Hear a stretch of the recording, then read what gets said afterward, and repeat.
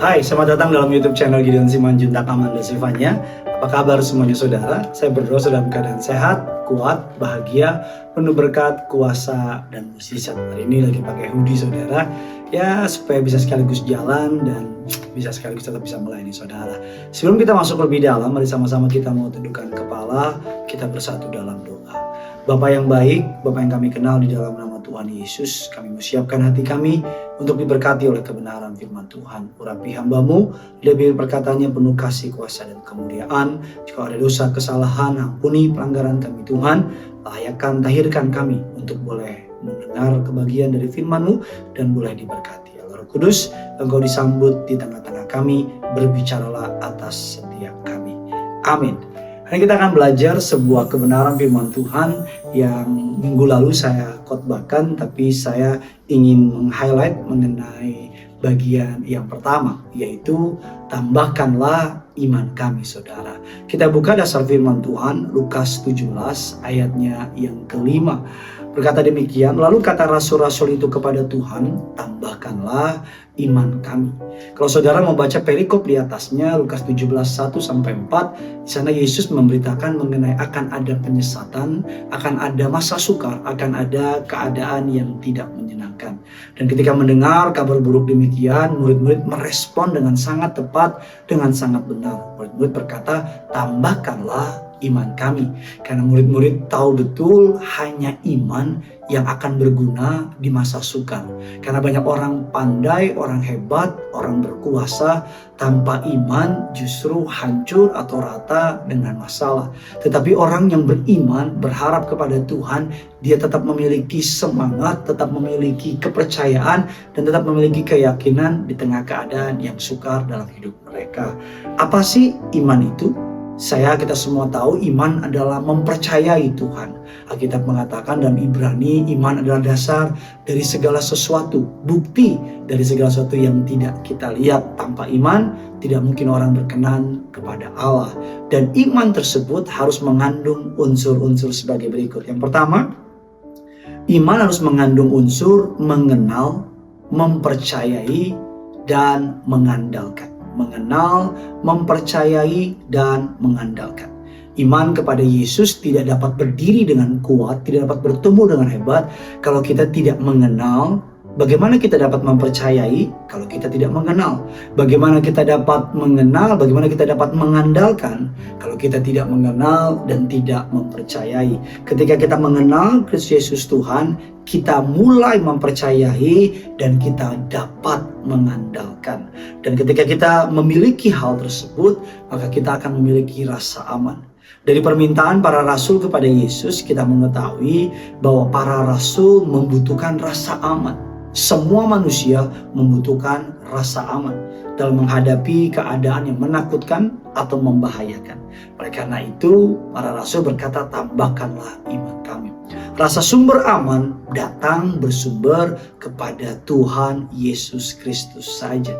Karena ketika kita memiliki Tuhan, kita akan memiliki rasa aman. Miliki Tuhan, miliki segalanya. Tetapi iman tersebut tidak langsung seperti itu. Iman butuh yang namanya proses. Sehingga makin beriman, maka otomatis akan makin merasa aman. Ketika kita awal kenal Tuhan, iman kita gak sebesar sekarang. Tapi slow but sure, iman kita makin bertumbuh, makin kuat. Lalu seperti apa saja iman yang dimaksudkan dalam kalimat tadi? Tambah iman, tambah aman. Yang pertama, iman yang Tuhan inginkan adalah iman yang bertumbuh.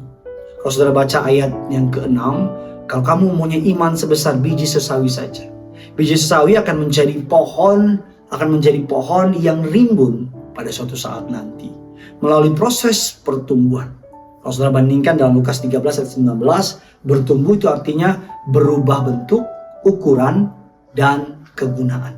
Ketika kita awalnya sebagai manusia lahir sebagai seorang bayi, bayi itu masih bergantung sama orang tuanya. Sampai anak-anak masih bergantung. Tetapi kita bertumbuh menjadi pribadi yang mandiri, Akhirnya yang tadinya cuma bisa ditolong, sekarang bisa menolong orang lain. Yang tadinya cuma terima kontribusi, sekarang bisa memberi kontribusi bagi orang lain. Yang tadinya terima berkat dari orang lain, sekarang kita bisa menjadi berkat bagi orang lain. Rasa aman yang alami akan menjadikan kita berani memberkati orang lain. Rasa aman yang alami akan membuat kita menjadikan diri kita berkat bagi orang-orang di sekitar kita. Bayangkan pohon sesawi yang ketika makin bertumbuh lebat, dia menjadi tempat bertenggernya burung-burung di udara. Menjadi tempat perteduhan bagi manusia yang sedang melintas dekatnya. Jadi iman yang bertumbuh adalah iman yang semakin rela menjadi berkat. Maka semakin kita memiliki rasa aman rasa aman yang alami dalam pertumbuhan iman kita kepada Tuhan, maka semakin kita bertumbuh, kita dapat menjadi berkat. Menjadi berkat berbagai macam variasi. Bisa melalui doa, bisa melalui dana, bisa melalui daya, apapun itu. Kita dapat menjadi berkat bagi orang-orang di sekitar kita. Yang kedua, iman apa yang Tuhan inginkan? Iman yang bertumbuh. Dan yang kedua adalah iman yang berkuasa. Di ayat yang ke-5b, kalau kamu memiliki iman sebesar biji sawi, kamu dapat berkata kepada pohon ara ini. Ukuran berkuasa bagi dunia adalah memerintah lewat suatu jabatan pemerintahan atau organisasi.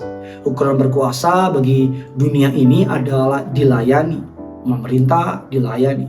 Walaupun tidak selalu menuai ketaatan dari masyarakat atau orang-orang yang sedang diperintahnya.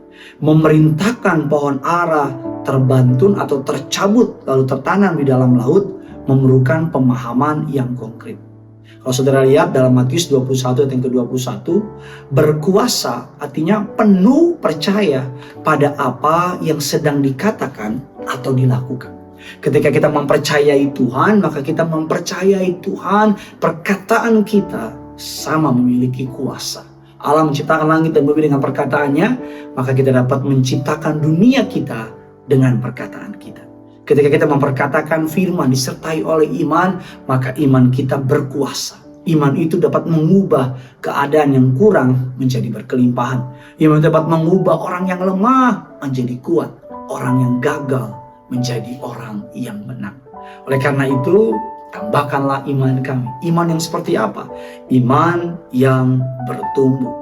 Bukan lagi menjadi bergantung kepada orang lain, bukan lagi minta orang berkati kita, tapi kita berkati orang lain. Sama seperti pohon besar, ketika dia bertumbuh, dia menjadi tempat perlindungan bagi burung-burung, binatang-binatang, bagi manusia yang melintas di sekitarnya. Yang kedua, iman yang berkuasa.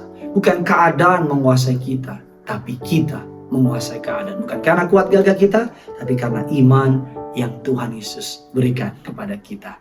Bagikan kabar baik ini kepada orang-orang di sekitar saudara, biar bukan hanya saudara diberkati, tetapi orang-orang di sekitar saudara juga boleh diberkati. Karena saya percaya yang punya surga crazy in love with you. Jadilah kuat, jadilah beriman, jadilah percaya. Mari sama-sama kita mau menyembah, memuliakan Tuhan kita.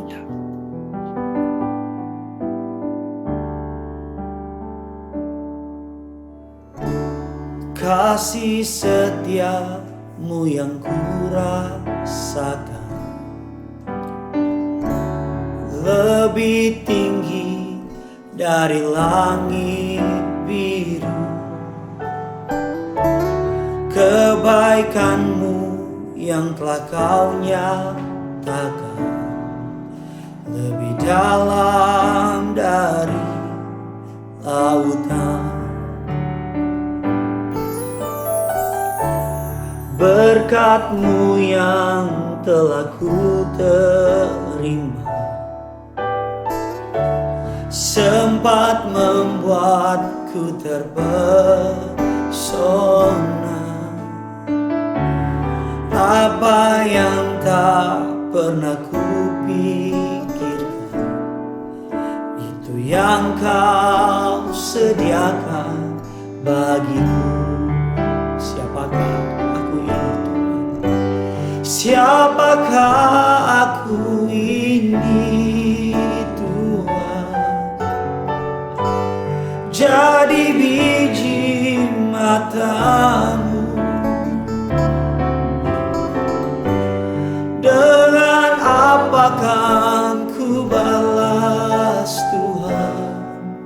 selain puji dan sembah Kau. Siapakah aku ini Tuhan?